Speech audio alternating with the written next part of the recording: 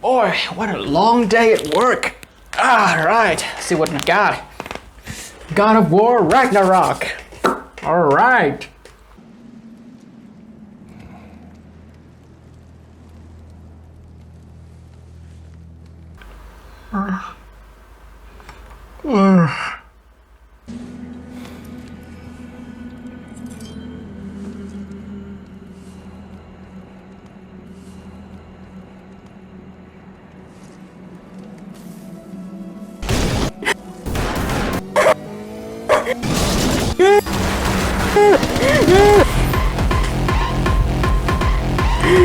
Yeah. What is up, LobotomizeGang is the guy. You know, the guy who talks to his parents all the time. Yeah. In hope that one day his father will say, "I'm proud of you, son." Here's the thing, my original plan was to do a God of War Ragnarok review, but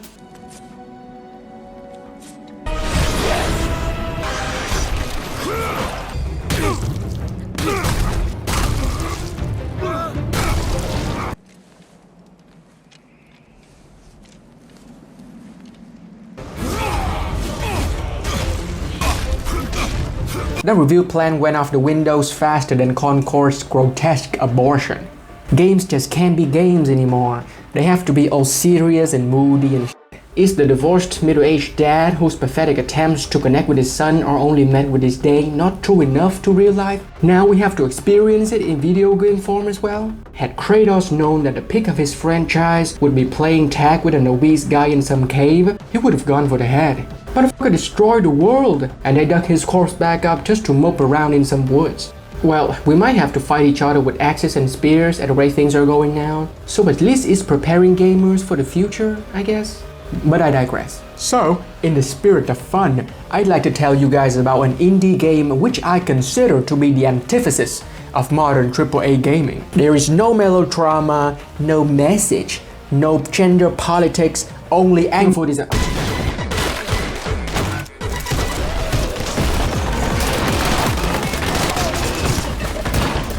Simulator. The game is developed by Free Lives, a South African indie studio whose previous two games are just as badass and masculine. Broforce Forever and Janitor Charleston. This feels illegal. Being published by Devolver Digital, it is simply impossible for a game with a concept such as Angerfoot to avoid being compared to Hotline Miami. But I can assure you, while one is an artsy-fartsy thought experiment keen on exploring the connection between video game violence and human beings, the other is more keen on exploring how far one human can put his foot through the other guy's face and if that foot can reach the guy behind him. What I'm trying to say is, Angerfoot does its own thing, and it does it so much better than I expected it to do. Which is why, in today's video, we're going to take a look at, in my opinion, one of the best FPS games of 2024. Why it's genius, and why you should play it. And just because I feel like it, I'm gonna be ranking all of the bosses and gangs that you encounter in this game. I even made this graph here. Look, look. Spoiler alert for the entirety of Angerfoot. I'm gonna go through the whole game, including all the bosses and endings, so be warned. Well, not that there's anything to spoil, really. Similar to Mr. Beast, the story of Angerfoot is fun, digestible, and very simple to understand. Unlike Mr. Beast, however, it doesn't take advantage of children, but the aesthetic deeply ingrained in Gabber culture to explore its themes, mostly those of crime and shady business dealings, so I guess they are similar after all. In case you didn't know, Gabber is a style of EDM characterized by its catchy, fast beats with distorted and heavy kick drums. And when I say fast, I mean headache-inducing banging your head against the wall to stop the voices fast. Safe to say, in order to enjoy this kind of music, you need to be in a certain headspace, you know? You need to be in the clubbing mood. And I'm not talking about a dancing and drinking kind of clubbing.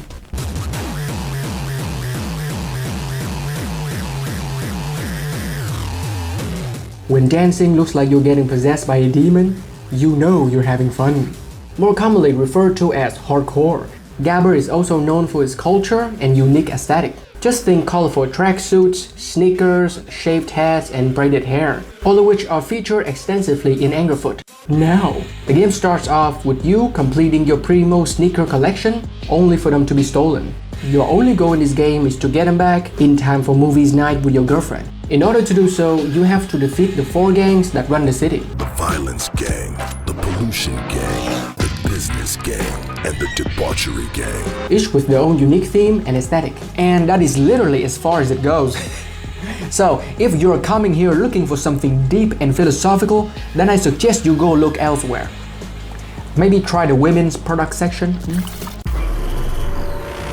Now, if you consider yourself a connoisseur of a particular body part, then you're gonna absolutely love this game. Because right off the bat, you're introduced to the game's most prominent mechanic, the kick, which instantly obliterates everything it comes into contact with. I mean, the very first thing you do here is to kick this guy. Well, you're supposed to talk to him, but I accidentally kicked him in the face. Look, it's not my fault, okay? So look at this, you kick with the middle mouse button, but the E key, you know, the interaction key in almost every other game, is also the kick button. I find it hilarious that the only way to interact with the environment is with your foot, and that includes feeding popcorn to your girlfriend, by the way, who plays a surprisingly important role in the game. The most common enemies you'll face are these lead pipe wielding crocodile goons. They kill you in one hit, so you gotta time your kick carefully. Judging from this footage, levels might feel random and the gameplay seems kinda trial and error, but I assure you, it's anything but that. I am sure there's a level of procedural generation in the level design, but for the most part, enemy placement and especially enemy combinations feel very deliberate. Anglefoot is all about aggression, and every single choice made by the devs, from the enemy design down to the music, serves to reinforce the idea that you either go forward or go home in a body bag. The way enemies work is that they take a second to lock on before attacking. This means every time you burst into a room, you either jam your foot down enemies' throats so fast they don't have time to react, or take cover and bait out their attacks at the cost of time. A third viable strategy is to exploit the AI by cowering behind a door and waiting for them to come to you. This is extremely effective, provided you don't mind the loss of testosterone and your balls shrink down to the size of raisins. The first few levels are easy enough. They serve to introduce you to the basic mechanics of the game. These levels are very short, with the longest one taking 2 minutes at most to complete. Not accounting for the numerous deaths, mind you. And these maps aren't randomly generated, at least I don't think so. Because there's a certain flow to them that's hard to describe in words, you can definitely feel it when you play the game though.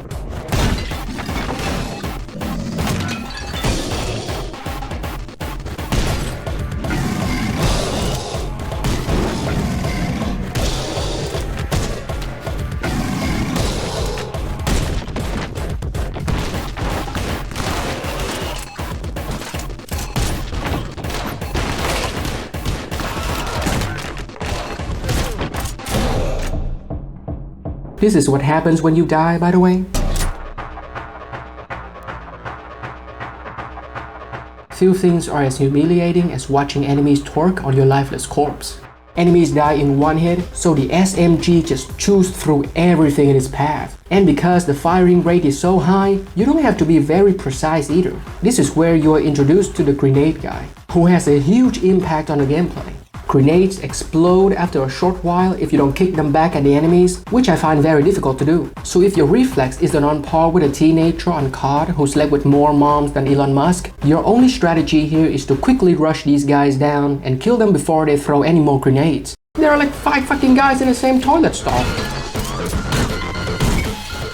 Occasionally you have these walking segments without any combat, where you can go around and talk to these guys and see what life's like in City, which I'll refer to as S-City from now on for the sake of the channel, which you can support by subscribing and turning on notifications. Thank you. Now, for the sane human being with an intact mind, playing through the video game equivalent of CIA noise torture for an extended amount of time might prove detrimental to said humans' mental well-being, which is why these walking segments serve as a very atmospheric and relaxing breather, in contrast to the intense ultra-violence that you experience during normal gameplay. Most of the game's humor comes from your interactions with these NPCs, who provide a window into this hilariously dystopian world that they live in. It's all fun and game until you get to the debauchery gang, at which point the game turns into a documentary of modern LA.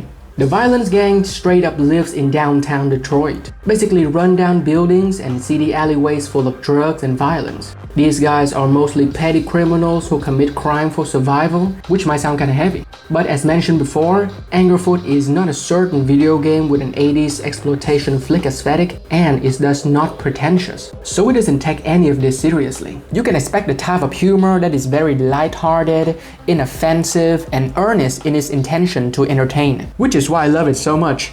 In a it's so dumb it's cute kind of way. It's like a puppy. Sure, you can kick it around and smash it against the wall, but it's slightly more fun to pet. Like these police guys making sure the citizens are committing crime because they're in a crime city. Yeah. I'm going to put the violence gang in the fourth spot. The other gangs we are going to look at are so much more fun and unique. Okay, break's over.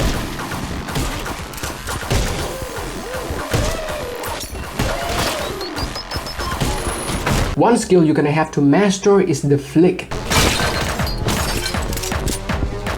You can kiss any semblance of sanity goodbye without it. Narconomy Tower is a pivotal point in the game because it introduces an enemy on the same caliber as Nemesis in Resident Evil 3, an invincible juggernaut who relentlessly stalks you for the entirety of the game. A monster so imposing that its presence alone is enough to discourage you from playing the game. The atrocious performance. The game runs like a Paralympic athlete in a foot race. For your information, Space Marine 2 ran just fine on my laptop. Granted, I had to make it look like a live flick video, but I was able to finish it and made a review, which you can watch right here. So the problem here couldn't have been my laptop alone. The gameplay here will eventually improve in performance when I turn down the settings. Well, I guess it comes with a territory, with Angerfoot being an indie game from a small indie studio and that sort of stuff. From what I can gather, the devs are well aware of these issues and they are actively trying to improve the performance as we speak. So this problem might not even exist by the time you are watching this video. But it would compromise my integrity to not mention the performance that could negatively impact your enjoyment of the game. The game, which I will say again for the sake of emphasis, is a ton of fun. You have to do some parkour here, jumping between buildings while getting bombarded by enemies from all directions. While it is fun, it could have been extremely fun had it not been for the actual parkour element. Being a game that's basically Quentin Tarantino's wet dream, it is baffling to not be able to look at your feet in first person. This makes the platforming more difficult than it has to be, since I can't seem to accurately judge the distance between ledges, leading to situations like these, where I was thoroughly demoralized. God damn it, this is the hardest word in the English dictionary. Leading to situations like these.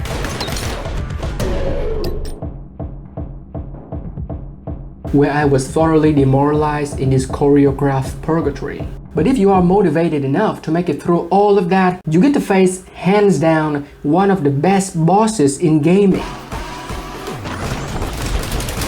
The first phase is pretty easy. The copter is sorta stuck on the ground because of the wonky physics, so kicking it down should prove no challenge at all. The second phase is a tiny bit harder, where you have to time your kicks between the bombs while paying attention to the melee goons looking to integrate you into the building's plumbing system. And if I haven't convinced you to buy this game at this point, this is the third phase of the boss.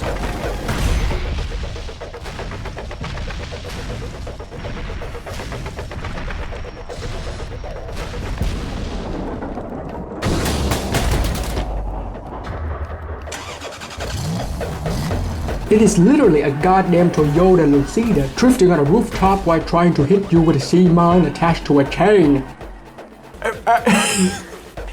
If that's not a yow, then I don't know what a yow is. The car is slow, so you have no problem outrunning it. The challenge here comes from the erratic movement of both the car and the sea mine. But since the boss has no range attack, you can just take your time and kick away into his death.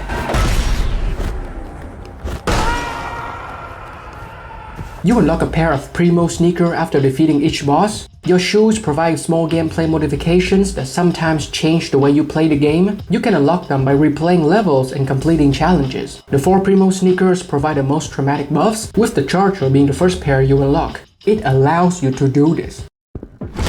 And I'm not speeding up the footage. Your kick propels you forward so fast that you're literally not gonna know where you are and what just happened. To be honest, I don't even know whether this makes the game harder or easier. The one thing it does though is make the game even more incomprehensible, which is why I kept the shoes on for the entirety of the game. I do feel like the dash should be available by default though. Sorta like covering your nose when you see a blue-haired feminist or gagging at your reflection in the mirror. It just feels natural, almost subconscious, you know? Speaking of gagging, the Pollution Gang is up next. This is where Angerfoot takes a drastic shift in gameplay and visually. The game looks great. Granted, I'm not particularly picky about graphics. I grew up in a time where Half-Life was considered the pinnacle of video game graphics. It just rubs me the wrong way how every modern game has to be as realistic as possible, down to the individual hair in your character's butt crack. In addition to that, there's now a trend of modeling female characters after Ursula from The Little Mermaid. Look, I can talk about video game graphics all day, okay? But I'm gonna save it for another video in the future. The point is, modern video games are so over-designed to the point of requiring an X-ray vision to pick out which gray pixels are the enemies. It's not the fidelity that counts, it's the readability and aesthetics. Something this game has in abundance. Even the sewers look aesthetically pleasing in this game. Not that I really like it, but you gotta give credit where it's due. This is my introduction to the Shotgun Goon. Don't be fooled by the fact that he looks like a puddle of paste on the floor. These guys kill you in one hit at almost any range, so the elimination takes priority over all else. The guy was halfway through his dance routine by the time I realized he was standing there. Thankfully, picking out which enemy to kill first is pretty easy due to their design. You can tell at a glance what kind of enemy you're facing just based on the color of their clothes. Something I gotta say is very impressive, since almost all of them keep in line with the 90s Eurodance club aesthetic the game has going on. What is not impressive, however, is the game's most annoying mechanic: flipping a switch and waiting for enemies to spawn in waves. Look at the gameplay. I die so many times here that I know exactly where they're gonna spawn. It's like Edge of Tomorrow, but on LSD. Forgive me if I'm wrong, then get the f out of my face because I don't want to hear it. But does standing around with your thumbs up your ass, waiting for enemies to come and f you up goes against the entire point, the entire concept this game is designed around? It's like saying that you're gonna quit smoking by replacing it with a heroin addiction instead. The trippy effect is because you're literally tripping balls, by the way. I don't get why you would do this aside from the added challenge. You don't get any reward for putting yourself through this hallucinatory hell. True to the name, the Pollution Gang is doing everything it can to pollute the environment. And it is all these goons talk about. While there's nothing wrong with the concept, the humor doesn't really hit that hard. Doesn't mean that it's not funny. But aside from the extremes they're willing to go to in the name of pollution, the whole thing just feels kinda sad. I mean, this girl is burning trash and adding plastic to it, which is supposed to be so over the top that it's funny. But when you really think about it, this is already happening everywhere in real life. We literally have an island made of trash in the middle of the ocean, and this is the best you can come up with, which is why the Pollution Gang takes the last spot on the leaderboard. All in all, despite the unappealing aesthetic, I believe Pollution Gang is where everything clicks and all the mechanics really come together. Levels are connected by tightly designed rooms with lots of close quarter and enemies standing near each other, which makes it perfect for the twitch reflex nature of the game. This is one of my favorite levels in the entire game because it's so tightly designed.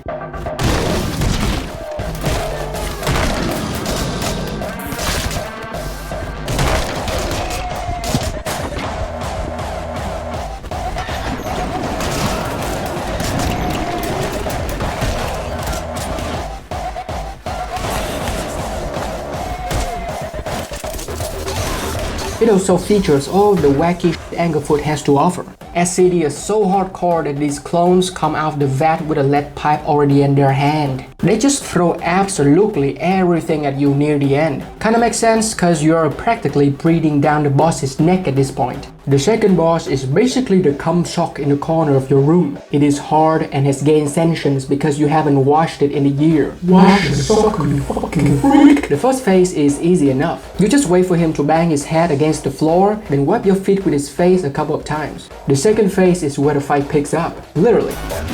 Unlike making AI shorts by stealing TikTok content, this phase actually requires some skills. These barrels come at you really fast, so you better be on top of your reflex game to kick them back. Adding to this storm, enemies spawn in after a while. And if that wasn't bad enough, the boss constantly throws stuff at you in the background. You don't really have to kick the barrels at this point. A valid strategy is to wait for the kamikaze goons to spawn, then kick them back at the boss. Do that a few times and you're going to the amazing third phase. There's actually no gimmick or new mechanics here. You just duke it out with this thing from my nightmares after watching Shark Boy and Lava Girl. This goddamn Shark Boy and...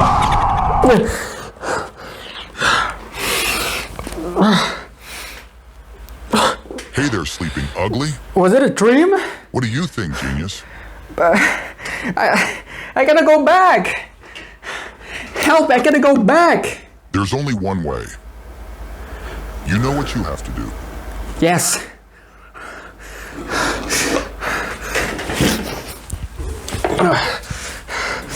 I know what to do.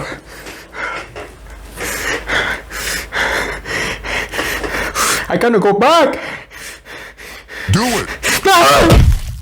Its attacks are well telegraphed and pretty simple to dodge, so it shouldn't give you too much trouble. It kills you in one hit though, so you have to pay attention, especially when you only have a shotgun with 4 shells. I died here, but it kept punching my corpse because I was wearing the shoes that resurrect you once. The charger doesn't give much of an advantage in this fight, and since the boss doesn't feature any mechanic you'd see in normal gameplay, auto shoes are useless as well. And this problem is even more exacerbated with the final boss. But we're getting ahead of ourselves. For now, your girlfriend kicks this guy in the balls, then we move on to Business Gang. Oh, and the boss is in the 3rd place on the leaderboard. It earns this spot only because of the amazing 3rd phase. Without it, it would have been the worst boss in the game. Business Gang marks a pivotal point for the game. Anglefoot is done with the foreplay, and now it's time to bust out the dildo collection. The enemy count literally doubles from this point forward, which makes a lot of sense thematically when you think about it. Because you destroyed the previous 2 gangs, these goons have nowhere left to go but to join the other 2 gangs left, which in turn increases the number of enemies in the level. See, what did I tell you about this game being genius, huh? Derailed is a very good example of what you can expect moving forward. At this point, you should be familiar with the game's mechanics enough to execute these maneuvers on instinct alone. The level design and get you into that ultra instinct zone where you don't think and just do. If you look at the gameplay here, anything that moves gets an express ticket to the afterlife, which is why I had so much trouble with these goons hanging from the ceiling. The lack of movement just sort of throws me off. The same goes for the guys on the toilet as well. It took a second to realize he was there because he didn't move or make a sound. See, there's an audio cue that plays in order to help you identify any enemy that has just spotted you. Admittedly, these cues are quieter than the kid who shot up that school.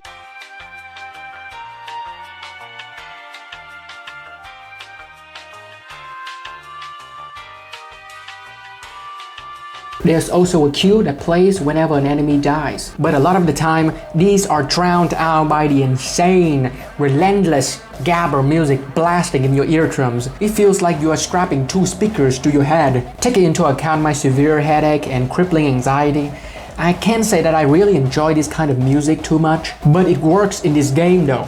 Brain hemorrhage aside, it truly is the backbone of Anglerfoot. It is what drives you forward. You know, aside from the urge to murder, which, you know, you have, right? Not only me. I've been doing a lot of thinking, okay? I think we should do our best to keep Ubisoft as far away from this game as possible. Look at them, they're dying, right? And we should let them die. You know why? The industry would surely be doomed should Ubisoft learn how to integrate microtransactions into their games as seamlessly as Anglerfoot does its music. Whenever you're not in combat, the music gets muffled, like it's 3 a.m. and you're listening to your neighbors partying, banging each other, having fun, or you're alone and can't sleep because of your insomnia. Focus, fodder brain. Sorry. Excuse me.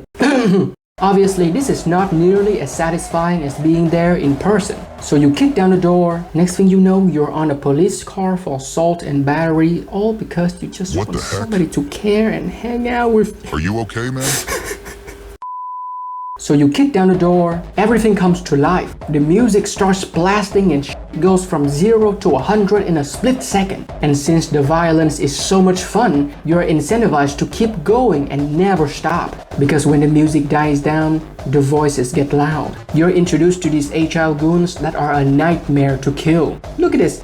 They are lightning fast, can take cover, roll around, they can even dodge bullets. You can go down here to skip a few rooms if you want, which you shouldn't, because there are two giant minigun goons eagerly waiting to do their best A10 Warthog impression.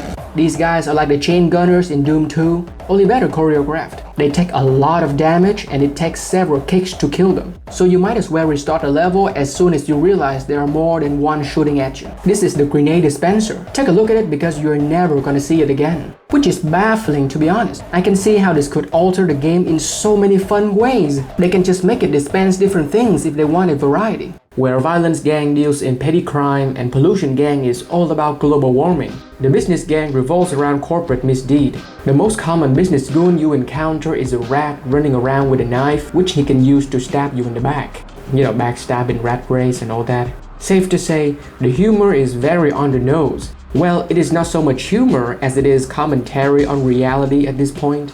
This is not even an exaggeration of work culture in 2024.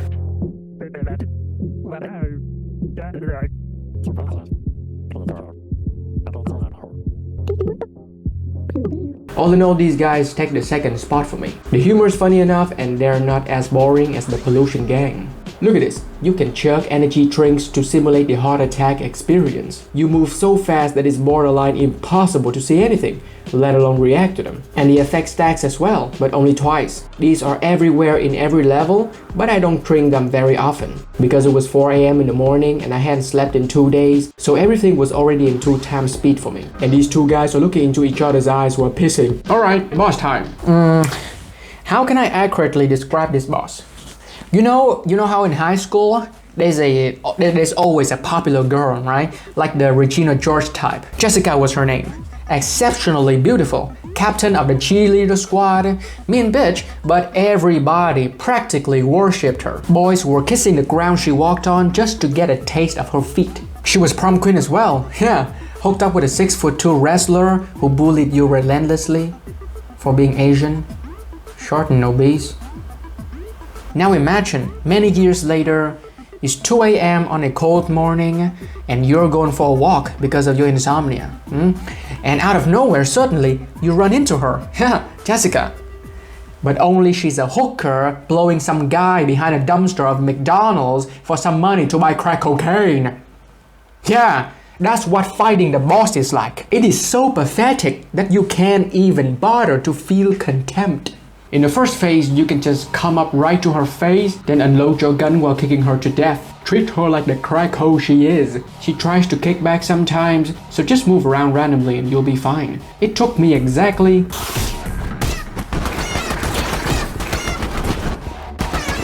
seconds to kill her in the first phase, and if you think it can't get any easier, then the second phase begs to differ. Since the boss works on NPC logic, it means that you can throw one of the dozen guns laying around the room to stun lock her. Indefinitely. Best connection. The only damage she did was to my computer during the transition between the first and the second phase. It goes back to running smoothly after that though. I think I kicked the boss so hard I broke her brain, because she didn't attack me at all during this phase, and the third phase doesn't improve either. I was expecting something in the veins of the second boss because she has a mech suit now. The problem is, the boss is melee only and there are so many weapons lying around the room that the fight boils down to shooting her from afar as she writhes around in agony. It honestly feels illegal to subject somebody to such depravity. She sometimes spawns explosives that home in on your location, but you can shoot them right as they appear to knock her down. Originally, I wanted to put this boss in the last place, but after taking every other bosses into consideration, I do believe that Business Gang boss deserves the Man, gotta get some water. While the fight can be too easy, it's also not frustrating either. It's like Ludwig, tolerable, if not bland and uninteresting. True to his name, Debauchery Gang opens with the boss trying to blow you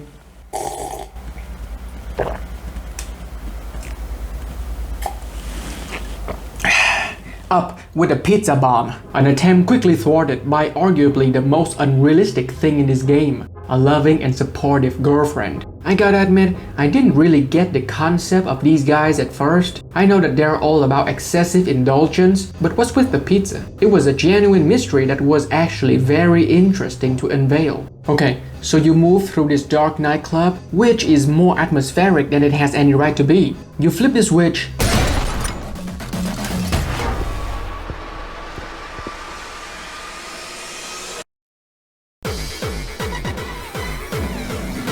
it could have been cooler had enemies burst out of the walls or something, but I take this over Call of Booty any day. You're introduced to the crossbow in the next level, and you better get real good at using it. Otherwise, the only way to finish the game is with your head on the other side of the monitor. The crossbow takes a while to charge up, but it pierces through multiple enemies when fully charged. It feels kinda out of place in a game all about twitch reflex and split-second decision making, so I didn't really use it that much. Something I would later come to regret. You are introduced to my absolute favorite weapon in this game, the dual pistol, wielded by these Max Payne wannabe vampire looking chicks. Just listen to the way they sound.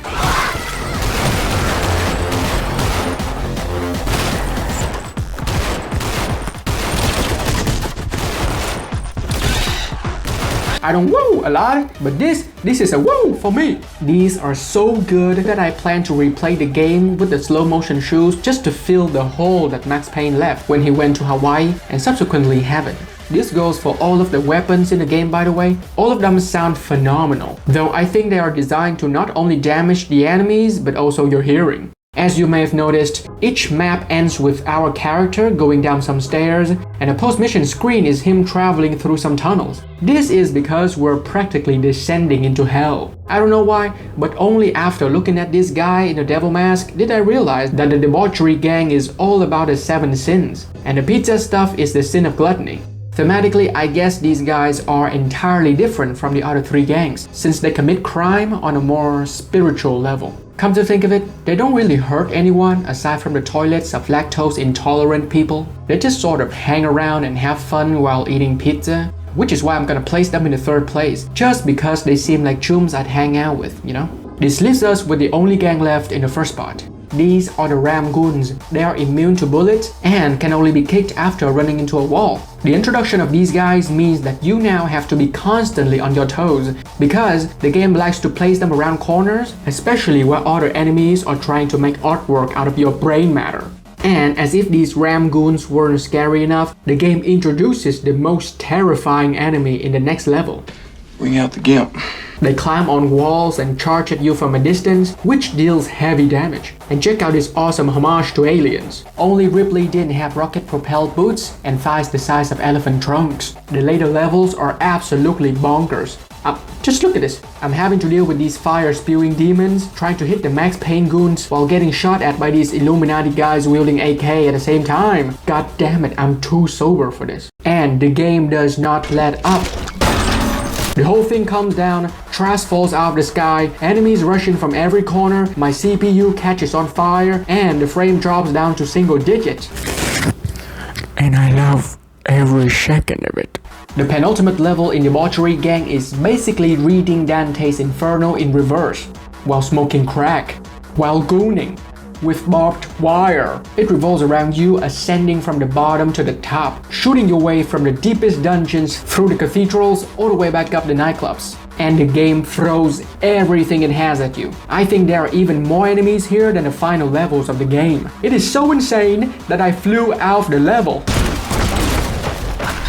Time to face the pizza pig. And I gotta say, being the guy that rules what is essentially hell, this guy gave me the most trouble. But for all the wrong reasons. First phase is easy enough, with him charging at you 3 times, then proceeding to stick his ass out for your timely kick. He will do this nerve-wracking spin move though, which is a nightmare to deal with because it's so erratic. Since the floor is lava, it is advisable that you don't use the charge move, so consider the holy slippers for a second chance should you fail. The second phase is where the crossbow shows up uninvited, like the uncle who thinks Andrew Tate is cool and jerks off to Fight Club. See, you gotta shoot these glowing spots on him where he rides around. But The only weapon you have is the crossbow, and I don't think they programmed it right. Because look at this, I'm pretty sure that I hit multiple times. I even hear the sound and see the blood coming out. And since the game is buggier than the Florida Everglades, I thought it was impossible to finish the boss.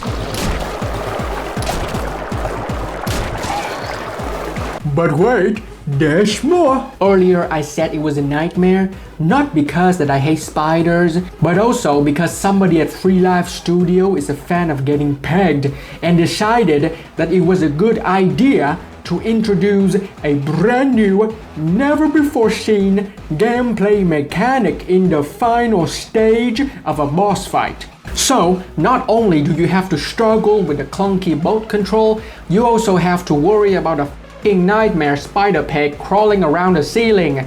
How about you introduce this mechanic in the sewer levels? You know, where there's actual water, what the fuck? Granted, I did beat it first try, but it's still bad game design nevertheless. Which is why, despite the climactic nature of this boss, and the fact that it is psychologically traumatizing, it's only going to get the second place on the leaderboard. Now I don't know if it was because I had taken too much headache medication that I couldn't feel my fingers, or because the relentless mental assault by the gabber music had killed my remaining brain cells. But in the next bit where Angerfoot decided to, again, introduce a brand new mechanic for the first time right at the end of the game, didn't bother me in the slightest. They had to have been with me, right? If that had been the intention, they sure as hell went through a lot of trouble for the bit. It's surprisingly fun. If you don't take into account the slideshow FPS, you even drive through a goddamn building and multiple subway trains. Something I gotta admit is pretty cool. Look, I gotta be honest.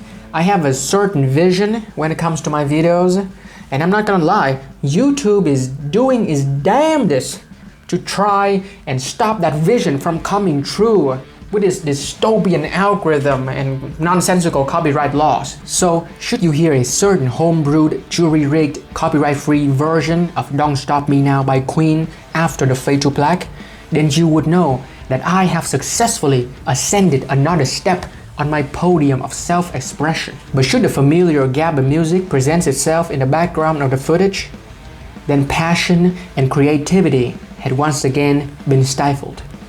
And American culture had ceased to evolve past the stage of stagnation. And Jack Doherty had once again won. And Assassin's Creed Shadows will not fail and will make Ubisoft rich. And Sniper Wolf will never be banned.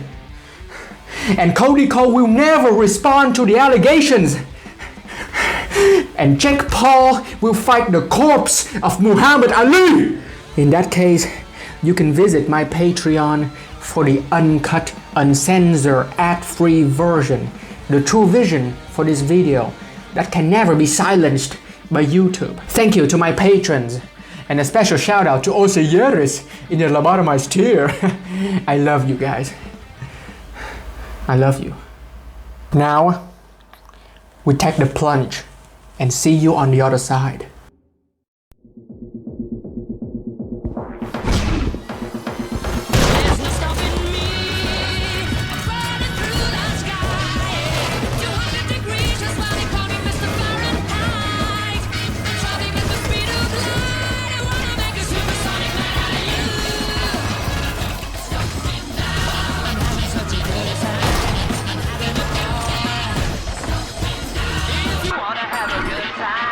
Just give me